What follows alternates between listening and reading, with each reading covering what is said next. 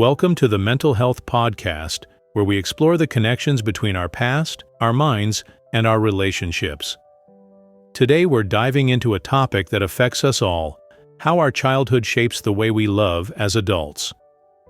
Have you ever wondered why you approach relationships the way you do? Maybe you've noticed patterns in your love life that you can't quite explain, or perhaps you've struggled with trust, intimacy, or communication in ways that feel deeply rooted.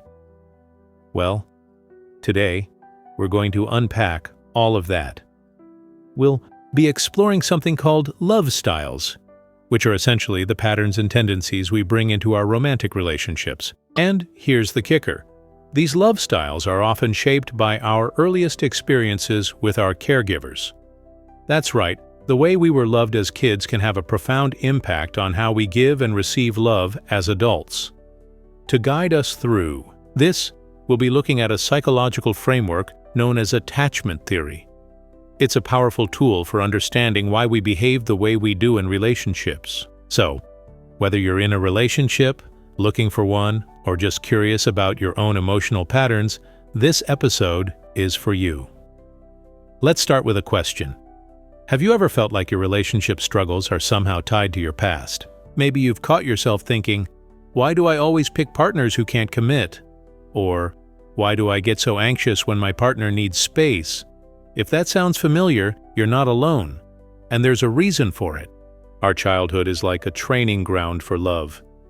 From the moment we're born, we're learning how to connect with others, how to trust, and how to express our needs. The people who raise us, whether it's parents, grandparents, or other caregivers, teach us what love looks like. They show us through their actions what to expect from relationships. Think about it. If you grew up with caregivers who were consistently there for you, who comforted you when you were upset, and encouraged you to explore the world, you probably developed a sense of security. You learned that love is reliable, and that it's safe to be vulnerable. But not everyone has that experience. Maybe your caregivers were sometimes there for you, but other times they were distracted or unavailable. Or perhaps they were distant, and you had to figure things out on your own. In those cases, you might have developed a different understanding of love, one that's tinged with anxiety, fear, or even avoidance.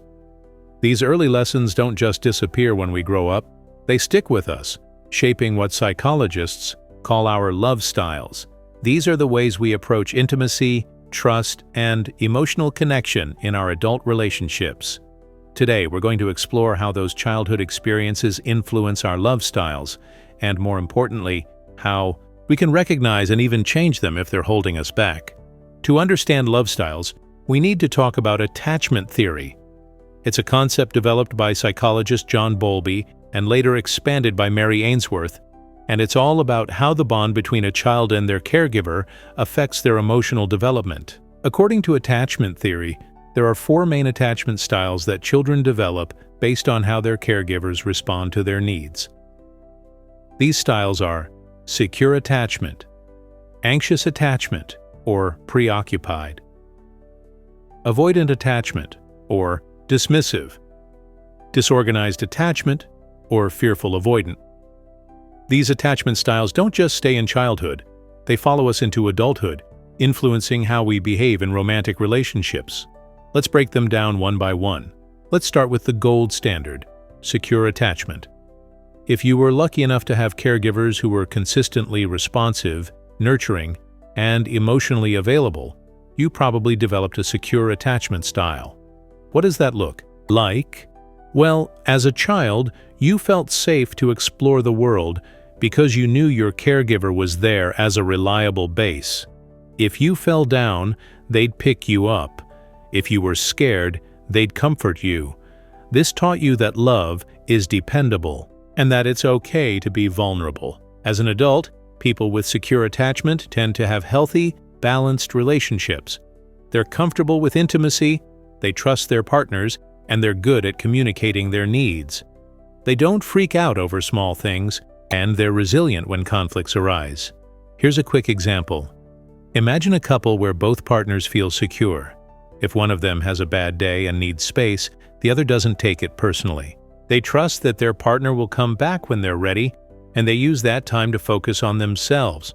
It's a relationship built on mutual respect and emotional maturity. Now, I know what you might be thinking. That sounds great, but is that really possible? The good news is, yes, it is.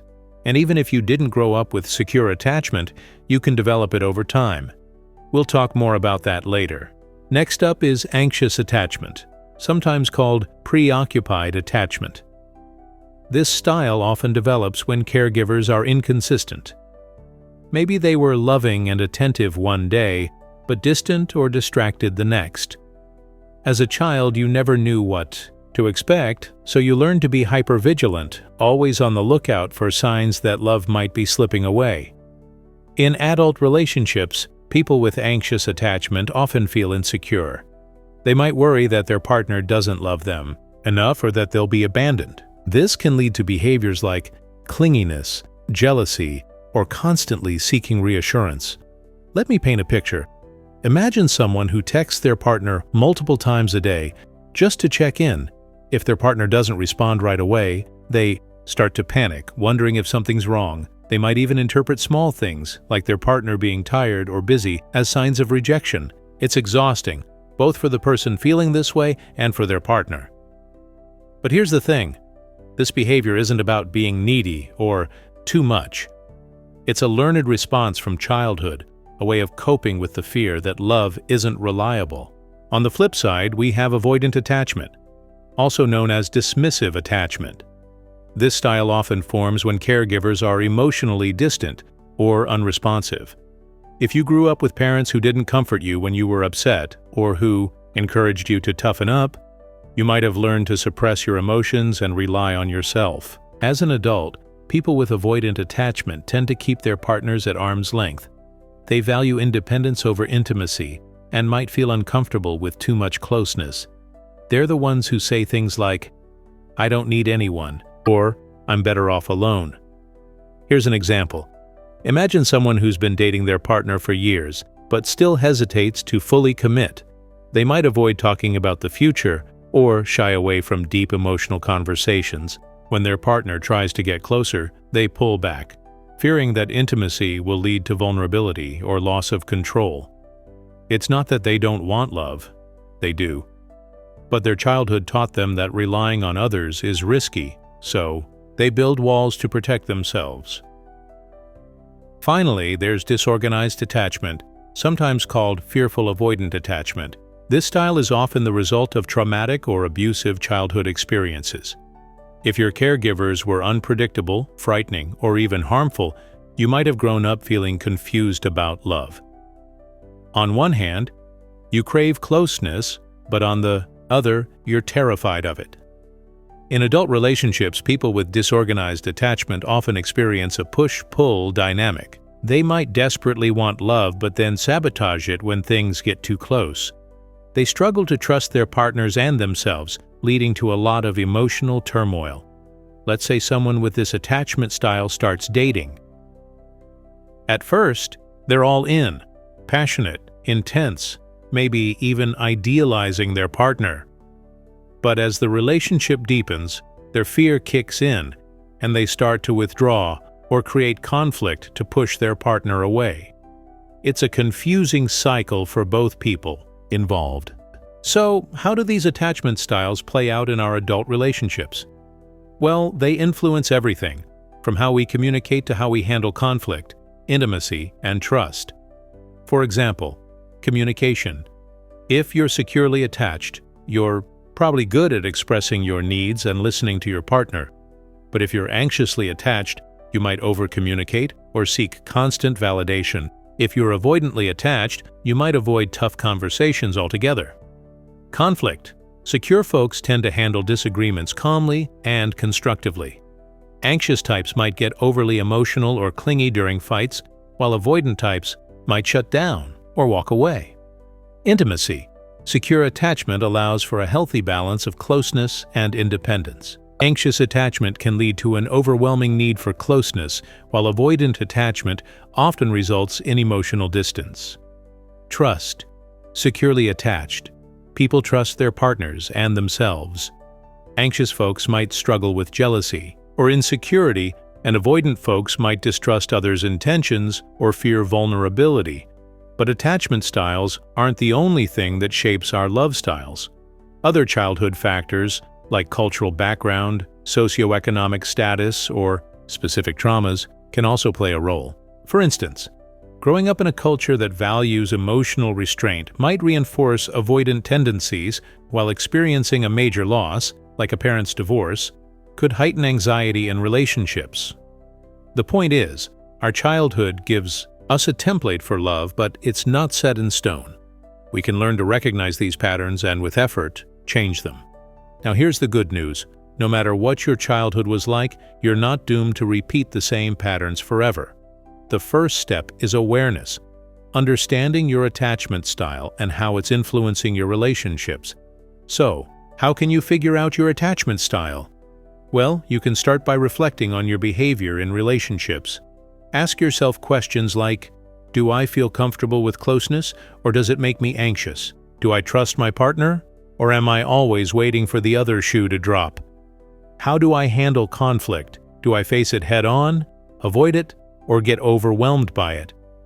There are also plenty of online quizzes and assessments that can help you identify your attachment style. But if you really want to dive deep, consider talking to a therapist, especially one who specializes in attachment theory. Once you know your style, you can start working toward a more secure way of relating. Here are a few strategies. Therapy. Working with a mental health professional can help you process your childhood experiences and develop healthier patterns. Attachment-based therapy is particularly effective for this. Mindfulness and emotional regulation. If you're prone to anxiety or emotional reactivity, practices like mindfulness can help you stay grounded. Learning to pause and breathe before reacting can make a big difference in how you handle relationship stress. Communication skills. Practice open, honest communication. If you're avoidant, challenge yourself to share your feelings, even when it's uncomfortable. If you're anxious, work on expressing your needs without demanding constant reassurance. Building trust. Trust is the foundation of any healthy relationship. If you struggle with trust, start small. Allow yourself to be vulnerable in low-stakes situations and see how your partner responds. Over time, you can build a sense of security. Remember, change doesn't happen overnight. It takes time and effort, but it's absolutely possible. And here's something important. You don't have to do it alone. Whether it's through therapy, support from friends, or even just educating yourself, there are resources to help you along the way. As we wrap up today's episode, I want to leave you with this. Your childhood may have shaped your love style, but it doesn't have to define it. The patterns you learned as a kid are powerful, but they're not permanent. With awareness, intention, and a little bit of work, you can move toward a more secure, fulfilling way of loving. So, whether you identify as secure, anxious, avoidant, or somewhere in between, know that there's always room for growth.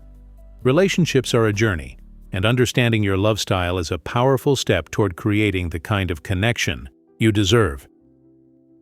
Thanks for tuning in to the Mental Health Podcast. If you found this episode helpful, be sure to subscribe and share it with someone who might need to hear it. Until next time, take care of yourself and your relationships.